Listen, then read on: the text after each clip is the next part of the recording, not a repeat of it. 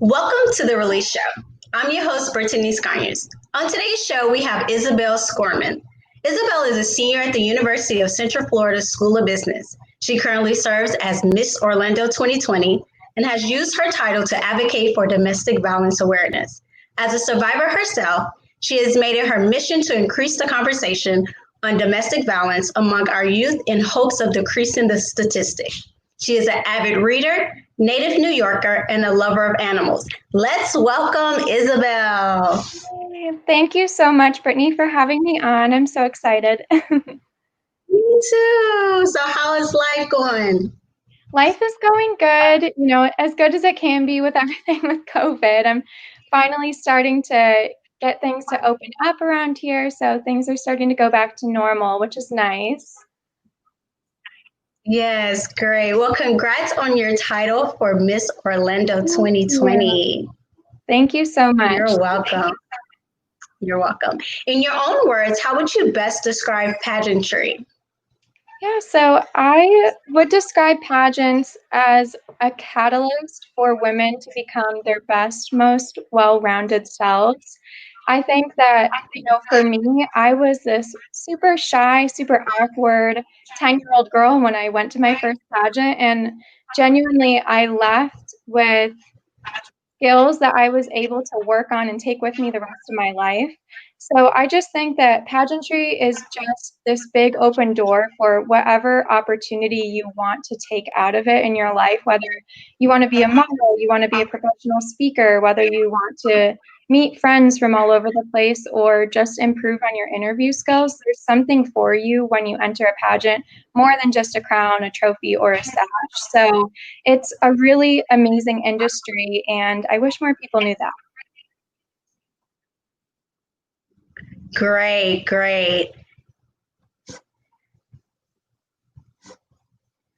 What made you enter into pageantry? So I entered into pageantry kind of on a whim. There was a letter that was sent to me by an organization called National American Miss. So any of you that are watching and are part of the NAMily, shout out to that. And NAM is a really great organization that their slogan is building confidence. It's actually an all natural beauty contest. So until the age of 13, you can't even wear any makeup at all on stage or in any of the competitions. And it really just helps you grow your confidence, learn who you are, and make really amazing friends. And it's really cool because the first pageant I ever did, that National American Miss North New York competition in Rochester, the friends I made that weekend, I still keep in touch with to this day. And they're all over the country now. Some of them are in Boston, Rochester, wherever. And we still talk very often and keep in touch. So it really is a family. And I'm glad that I took the dive and did it because I remember being terrified when I signed up. Well, I'm happy you did too. What would your response be to people who believe that pageants aren't a good influence for young women? Yeah, so I actually get that question a lot. I remember in high school specifically, people being like, "Oh, do you do like the toddlers and tiaras thing?" And I was like, "No, I'm not Honey Boo Boo. Like, I'm not wearing a cupcake dress and doing all that crazy stuff on stage." But, pageantry is relevant, and I'll tell you why it's relevant. It's because of the women that do it. There's never going to be a time in this world that empowered women that are going out into their community and trying to make a difference and volunteering their time and advocating for these causes is not going to be relevant to our society. And not only is it relevant, but it's important. Young women and just young people in general need good role models now more than ever. And that's what pageantry produces. They produce incredible, well-rounded role models that accomplish their dreams. They don't just dream them, they succeed them. And I think that that's so incredible. And so, I really made it my mission as Miss Orlando and just as an advocate for pageantry in general to always try and educate people on what pageantry really truly is outside of just what people see on TV or the stereotypes that they hear. Yes, because there are good and bad pageants out there. And so I can understand why people do have a bad perception of some of them. Yeah, absolutely. How did you prepare for Miss Orlando pageant? Yeah, so I really prepared to be Miss Orlando by just believing that I could be her. I think that sometimes girls look at a particular title and they almost put it on this pedestal of, this big unachievable goal, when in reality, every single woman that makes it to that stage is totally capable of winning the crown, because just getting to that point of competing is so hard.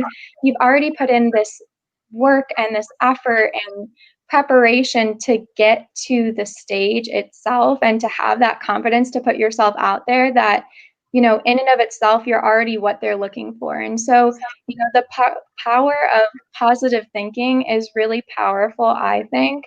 And that was really something I worked on. I had two amazing coaches that I do want to shout out. Confidence Consulting LLC, I got to work with Miss Jessie Christine Smith, who was a former Miss North Carolina for America, and the amazing Ashley Wright of Worthy of a Crown Coaching. And just both of them really helped instill, again, that power of positive thinking, that confidence, that fire within me to get my message across, and make sure that the judges knew that not only did I want to be Miss Orlando for America or Miss Florida for America, but I really wanted the opportunity to advocate for domestic violence awareness and also grow the organization itself, because as a business student, I believe that I really had an opportunity to help with their marketing and grow, the pageant industry as a whole. So, that's some advice I would give to any girl looking to compete in a pageant is think of why the crown needs you more than how you need the crown, because that's really going to prepare you in a way that I think a lot of girls don't think of. Great information. What made you unique compared to all the other contestants in this competition? Yeah, so I think, again, my background in business really helps me in pageantry. Okay. I'm really passionate about seeing how I can grow the pageant industry. I love the pageant industry. I try and get everybody involved in it. Like, if any of my friends are into doing hair and makeup, I'm like, oh my gosh, you should do hair and makeup for pageants or whatever. But I love any opportunity to grow the industry. And so I just think that passion that I have for it, and again, my ability to know how to market a particular brand and get people excited about being involved, really does set me apart from other contestants. So, who is your role model and why?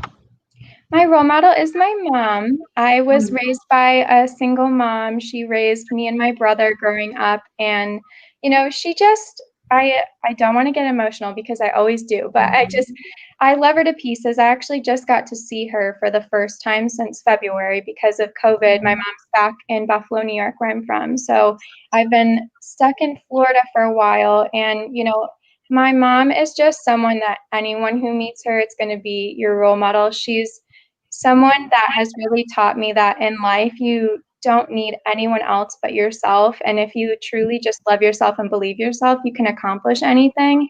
There were times that my mom was working multiple jobs and going to night school just to provide a good life for my brother and I. And, she's always believed in me. She's always believed in my dreams. She's always been my number one cheerleader, even if she couldn't physically be at a competition or at an event. She's just always, always been there for me. And so if I can be half of that person when I get older and grow up, I'll be happy with that. And I know you will. I know you will. Sometimes bad things that happen in our lives put us directly on the path to the best things that will ever happen to us. Domestic violence is a violent or aggressive behavior within the home, typically involving the violent abuse of a spouse or a partner. You are a domestic violence survivor. I would like you to tell us your story about the domestic violence that occurred in your life. Yeah, so I was 18 years old. I was very young. I fell into a statistic I never knew I would, and that is that 1 in 3 women before the age of 13, or not 13, 18, will experience domestic violence in their life, which is really scary, and that's a statistic that should scare you. But I was this naive 18-year-old girl, freshman in college, that just really thought that I found my fairy tale, which is sad looking back on it, but it was like any relationship. It started off where I met someone who I thought was my best friend, who I thought had my best interests at heart, who just wanted to make me happy and, be this Prince Charming. And we met when I attended my freshman year of college in New York. And, he's actually the reason that I live here in Florida. He convinced me to move away from everything I had known for 18 years of my life and away from my family and friends. And I came to Florida. And it was like a light switch. The person that I had known for the past year that we had been together was gone. I often tell people that that person is dead and gone because he doesn't exist anymore. I don't know what happened to him or where he went, but that's definitely not the person that I was with for the next 6 months of my life.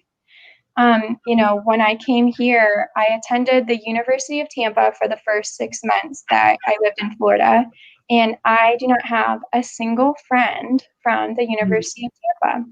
And the reason for that being is that I was not allowed to have friends. I wasn't allowed to make connections. I wasn't allowed to talk to anybody who hadn't been pre-approved by him.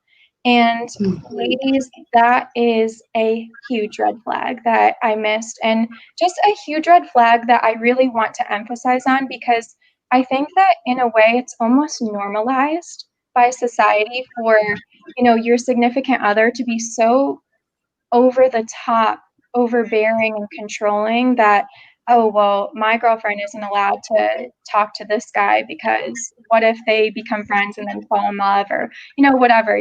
That's a form of emotional abuse. And I think a lot of people just don't understand that or recognize that. And it's not taught in schools when we learn about domestic violence. And, it's just something that needs to be talked about more, that often is that very first sign that's just missed. And I missed it. And every part of me is going to wish for the rest of my life that I didn't miss that, because what came after that is something that I have to take with me for the rest of my life. And that is, literal and metaphorical scars, because after, those first couple months of the emotional abuse, it did become physical.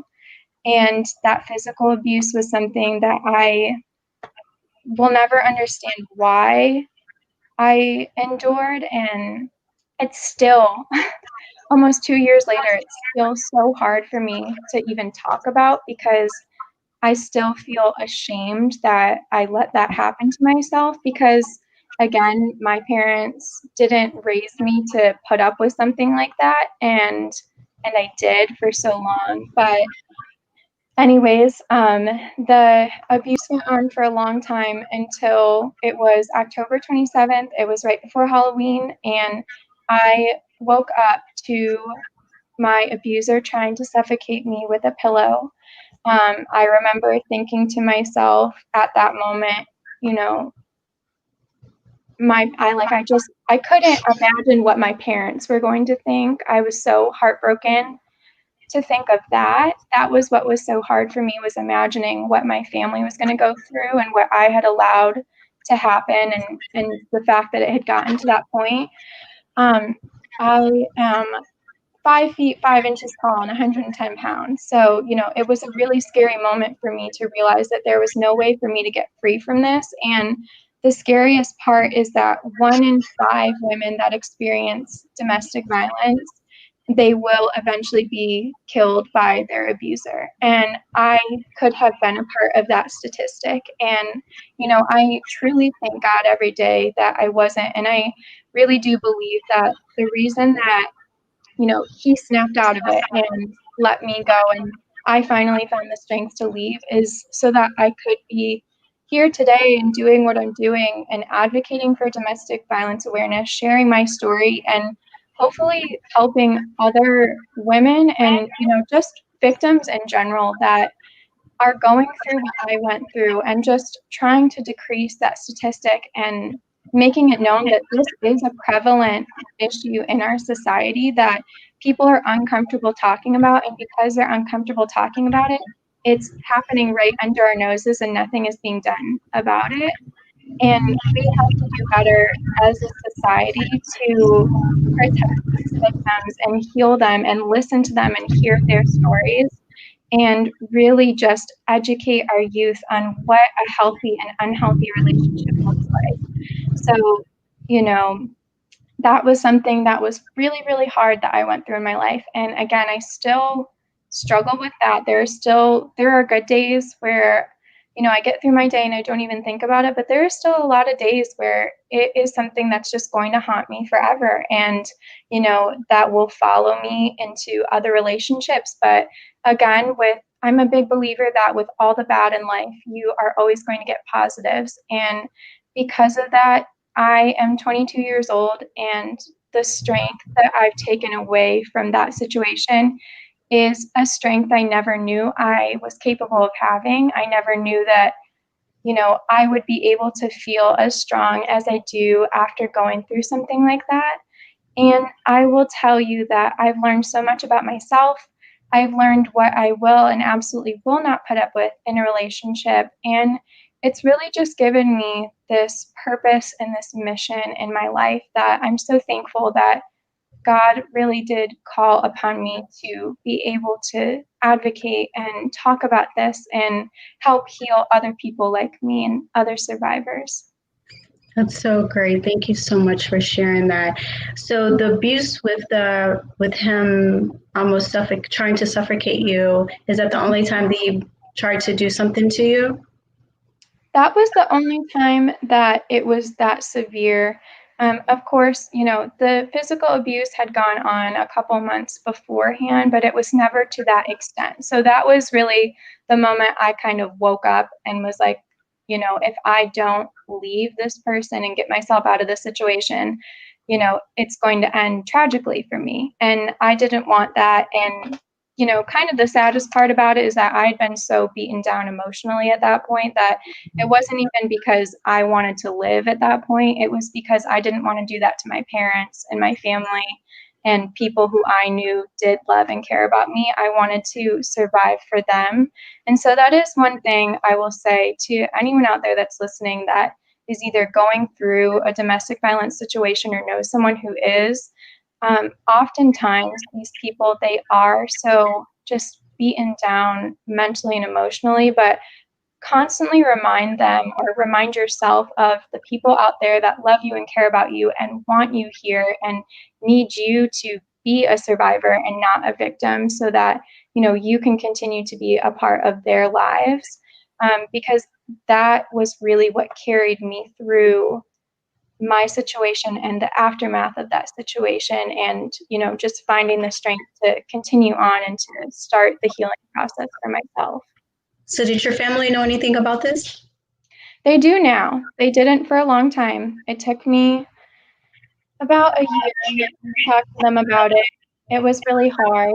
I remember, I think the hardest person to tell was my brother, just because, growing up, he was always kind of like the man of the house. So, he had, it was just hard. I don't know how to describe why. Mm-hmm. My family was really just loving and gentle with learning that news, and they've continued to be really supportive of me deciding to advocate for domestic violence awareness, which means a lot to me. Did you go to therapy? I actually did not go to therapy. An alternative for me was that I actually was able to work with some groups of other domestic violence survivors in my area that had gone through what I went through. Because when I moved here for him. So I didn't have any friends or any family around. So that was kind of my lifeline and my support of people that really helped me get out of my rut and help me get back on track to living my life again and not this life that this other person wanted me to live. So currently, do you know where he is, or do you have any communication with him? No communication since I ended that relationship and left. I've actually seen him. Unfortunately, we go to the same school, we're in the same major, and he actually works at the Chipotle right around the corner from my house. I don't go to that Chipotle anymore. I now drive, 15 minutes out of my way if I want it that bad, which don't really like Chipotle that much, luckily. But yeah, so, that's another thing. Sometimes, you are going to see your abuser out in life again if you don't relocate. And that can be something that's really hard to a survivor's healing process, is having to face them in day-to-day life. And my best advice for that is to just always keep reminding yourself of why you left and how much stronger you've become since you've made that decision, and to just really, really focus on that if that situation occurs. So when you see him, do the thoughts come back in your mind? It just, I guess the thought that comes back, well, I'll say this. So when the first time I saw him after it happened, I felt really angry. And I just thought to myself, Isabel, why are you not telling people, and why are you still protecting this person that hurt you? And why is he allowed to just live his life without feeling guilty or, having to feel the pain that I felt? Since then, I really have made an effort to not so much forgive, but well, I say not so much forgive him, but forgive myself for, not putting myself through it, but just for putting up with it for as long as I did. And so through my own healing process and through telling my story and telling my family and my friends, I've been able to leave that anger behind, which I think is really important. I am not someone who likes to harbor negative energy or anger. I don't think it's self-serving to myself or anyone else. So, that was a really big point of strength for me, to be able to see him in public and not feel that overwhelming anger or sadness. So that's been something that's been a really big milestone for me, and that I don't feel that anymore. I really just think of my own journey throughout this process and not so much him and what he did. Okay, so are you currently in a relationship now? I am. Yes, I am. And I will say this, it's really hard to get back out there and like get back into the dating scene when you've gone through this. And this is something I've talked about with other survivors. There's always that question of, when do you bring it up? And are they going to be freaked out about it? There's again that question of, are they going to believe me, or, just kind of write me off, and whatever. The same typical second guessing yourself that you have with anything in a relationship, but especially in something that's as serious as this is. But I will say that That would be great. yeah, so basically all I said is just, once you've gone through something that is as traumatic as going through domestic violence, when it comes to dating, it can be hard because it can be scary, and you're always going to have those doubts and those fears. But I will say, above all, it's allowed me to be just really emotionally intelligent in a relationship, and that I know what I want and I don't want, and I'm very vocal about that. And, if someone is not going to give me that, then, at this point, I've become so strong in myself and my own needs and wants that I know how to get out of it now. And I know, you know, how to be happy and love myself, which is so important when you're in a relationship, because, you can't truly love another person unless you do fully love yourself, because you don't ever want to have to, depend on somebody else for that happiness. And that's something that I learned that I did for a very long time. And now I've been able to really learn how to not do that, which is good. Good, good. What are you doing in the community to help advocate domestic violence awareness? Yeah, so I've had a wonderful opportunity throughout COVID, actually. It was kind of a unforeseen blessing that I was able to do a lot of podcast interviews, some radio interviews. I was able to be on a couple of video series, just telling my story and really just engaging with the audience that I have, and, with who these speakers have, and be able to just really touch so many different people with my own story and my own advice for domestic violence awareness. Outside of that, I'm looking forward to some really fun projects that I'll be doing as Miss Orlando for America 2021. I will be able to work with some really great organizations, so you'll have to stay tuned with my page to find out what those are going to be. But just continuing to share my story, work with other survivors, be a support for survivors that come to me. I've been really blessed in that since I've come out as a survivor and an advocate for domestic violence.